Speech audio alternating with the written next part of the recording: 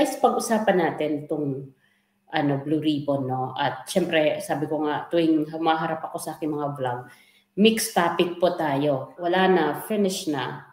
Alisan na sa Pinas, iwan na natin ang mga animal na ito, kalokohan na ito. So, ito yung kanyang caption dahil dito nasa balita ngayon, particularly sa Inquirer.net, na si Erwin Tulfo na yung acting Senate Blue Ribbon Committee Chair. Para sa akin, okay lang na siya yung maging Senate Blue Ribbon acting muna sa ngayon kasi siya din naman yung nagpapahamak sa gobyerno eh. Siya yung nagkakalat ng gobyerno. Kasi naalala natin, noong pinag-yes niya si Boying Rimulya, di ba, kasiraan yun ng gobyerno, kasiraan ng mga kakampi ni Marcos kasi napatibong sila ni Erwin Tulfo. Kumbaga, nang dahil kay Erwin Tulfo nabahiran yung imahe ni Ombudsman Rimulya. At hindi na maalis sa isipan ng tao kasi live yun. Kahit sabihin pa natin na si Rimulya ngayon ang ombudsman,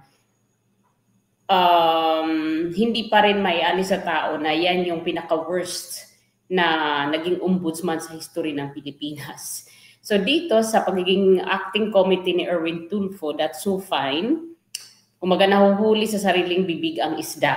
Kasi siya yung nagsabi din na gusto niyang paaminin si Senator Marcoleta, kung naalala nyo, na pagkatapos daw ng kanilang budget hearing o kahit ano pa mga hearing meron sila sa Kongreso noong congressman pa si Senator Marcoleta, ay marami daw ang lumalapit sa kanila ng mga kapwa nila mambabatas upang makiusap na kunyari si Erwin Tulfo, lapitan siya ni Gatchalian, kunyari lang to ha, sasabihin ni Gatchalian na kung Congressman Erwin, wala ka namang project na in-insert, wala ka namang insertion o amendment para sa constituent mo, pwede bang bilhin ko na lang yung ako na, kumbaga arborin ko na yung constituent mo, ako na yung hihingi ng insertion para sa magiging project sa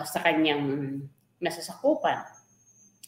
Kaya lang, matalino talaga si Senator Marcoleta. Nung time na yon, na ginamit ni Senator Erwin Tulfo yung pangalan ni Senator Marcoleta, na pilit niyang sinasabi, di ba, Senator Marcoleta, naalala mo nung nasa Kongreso pa tayo, marami naman talaga yung naglalapitan sa atin.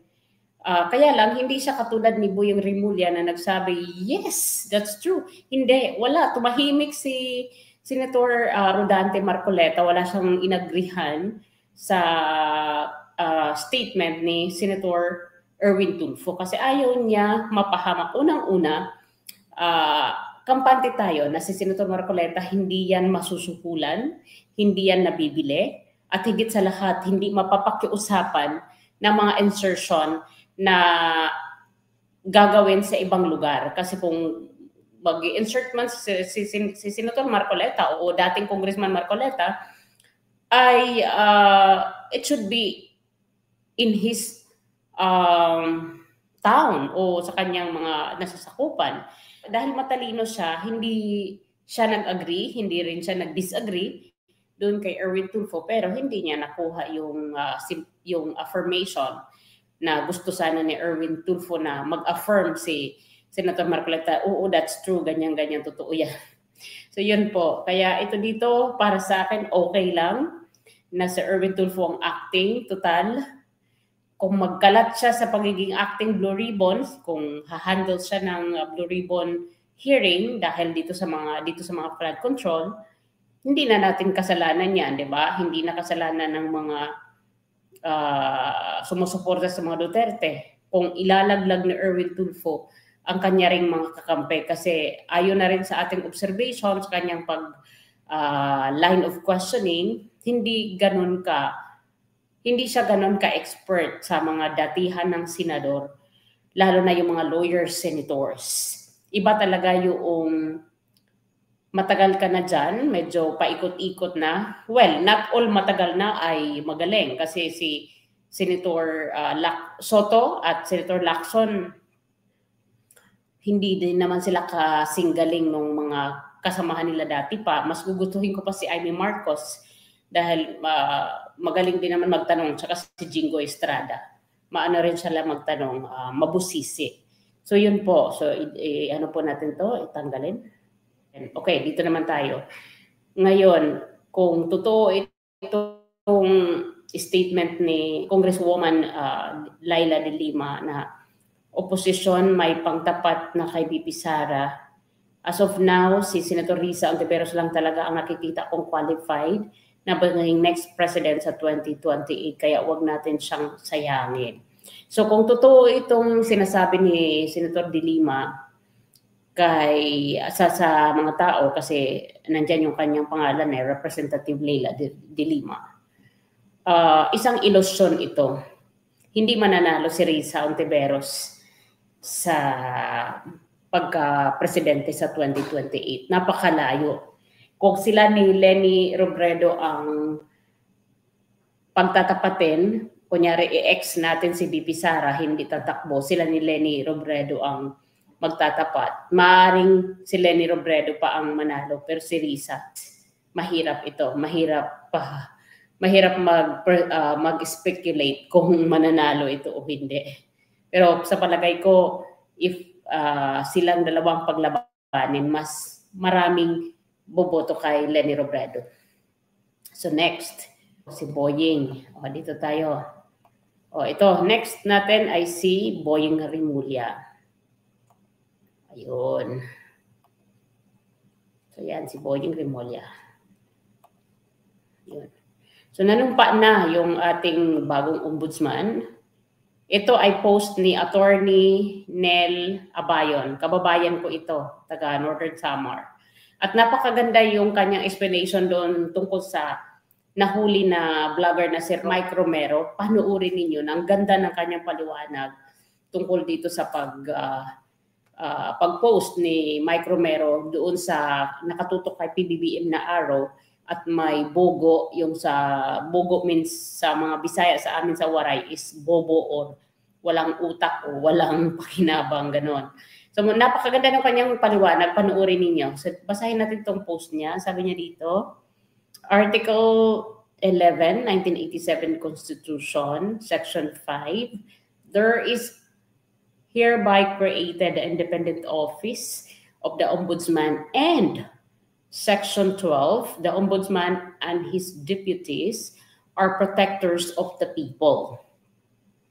As public servant, specifically as protector of the people, in this case, wag po sana kalimutan ang ating konstitusyon, which embodies the sovereign will of the people. So yan po. Tingnan natin itong mga reactions, guys. Meron dito ilan? 1.1K. So merong 590 na galit kay Boying Rimulya. Biro mo yan, ang daming galit. 590. 263 yung sad. Siyempre, sad na siya yung naging ombudsman. 246 lang yung nag-like o pumapabor sa kanya.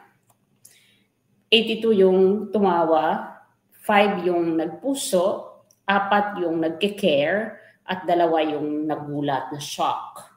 So, napakalaki ng numero ng galit nitong oath-taking ni Boying Rimulya. Ibig sabihin, ayaw talaga sa kanya ng kadamihan. Diba? Kasi si Boying Rimulya, ang may pinakamatagal na journey sa politiko na naging ombudsman.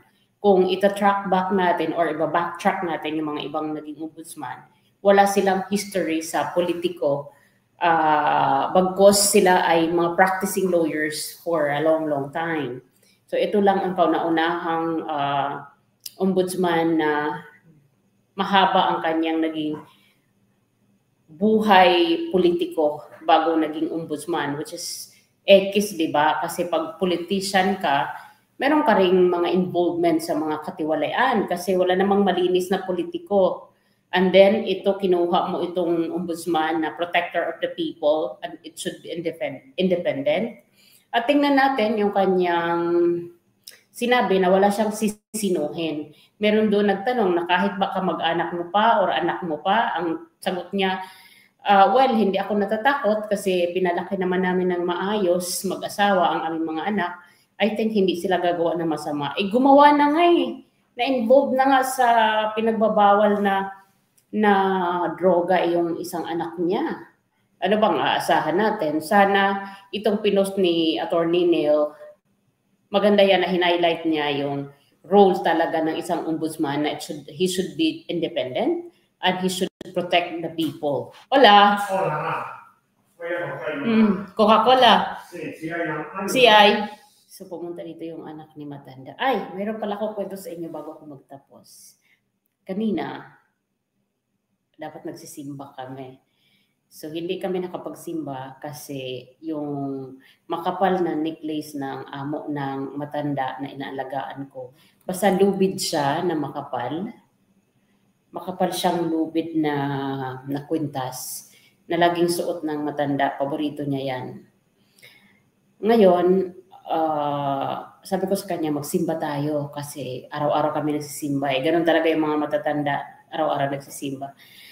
Tapos sabi niya, hindi ako magsisimba. Sabi ko, bakit? Sabi niya, kasi nawawala yung kwentas ko, ganyan-ganyan, kailangan ko mahanap. Kasi kung magsisimba ako, lipad ang utak ko doon sa simbahan. So, naintindihan ko. Ngayon, sa kakahanap namin, talagang napagod na ako kasi panay na tanong. Siyempre, pag mga tinatanong ka na sa mga personal na bagay, katulad yung mga kwintas, ganyan, di pa masakit.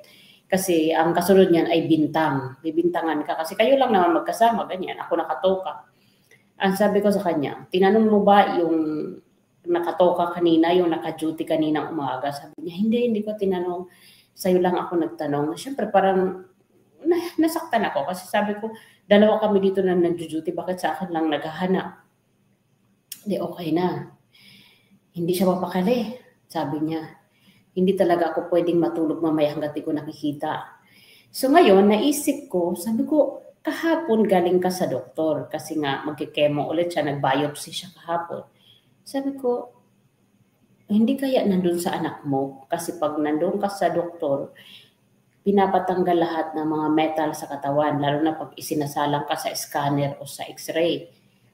So sabi ko, baka nandun sa anak mo, tawagan natin. Pero naghalungkat na kami, siguro mga 2 oras na kami naghalungkat sa kanyang kwarto.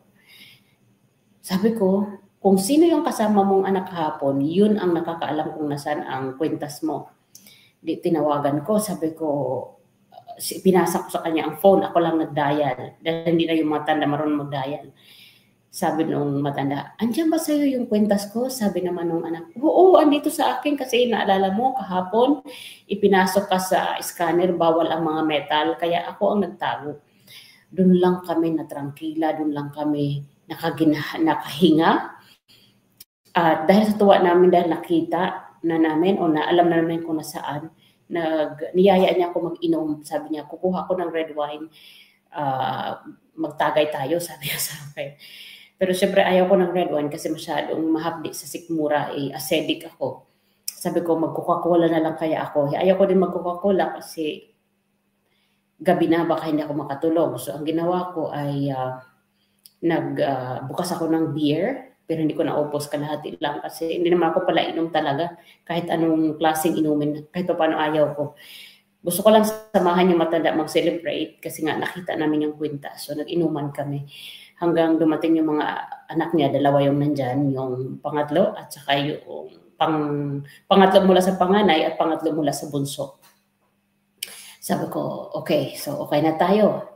Kaya yun, iniwan ko na sila, nakarating na, andito na ako sa kusina para mag-vlog. Kasi nakarelax na rin ako, nakahinga dahil napaka-importanting bagay ang alahas kapag hinanap sa'yo.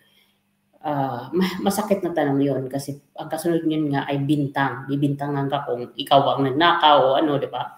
Mahirap din magtrabaho sa isang matanda na inalagaan mo na limutin kasi lahat ng kanya mga personal belongings sa hanapin sa'yo. So yun lamang po guys. Maraming salamat sa inyo.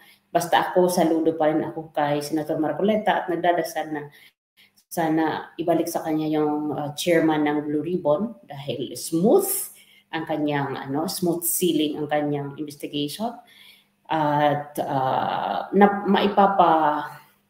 amin talaga niya yung mga sangkot na malalaking tao. At ito paalala, yung naalala ko ulit itong attorney ng mga Diskaya, no? Kasi yung sinasabi niya na meron isang malaking tao na nasa gobyerno at architect sabi.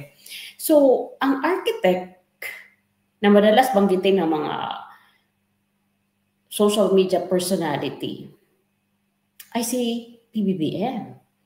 So siya lang naman ang architect ng bansa natin. Though hindi sinabi ng Attorney Diskaya na architect ng bansa, pero sinabi niya, basta malaking tao ito, architect. So ang architect, dito sa anomalya ng flood control, kung siya man yun, ay yung ating presidente. Alam nga naman, mas mataas pa si Romualdez sa presidente. Siyempre, ang architect na pwedeng tinutukoy nila ay si PBBM. Ewan ko lang.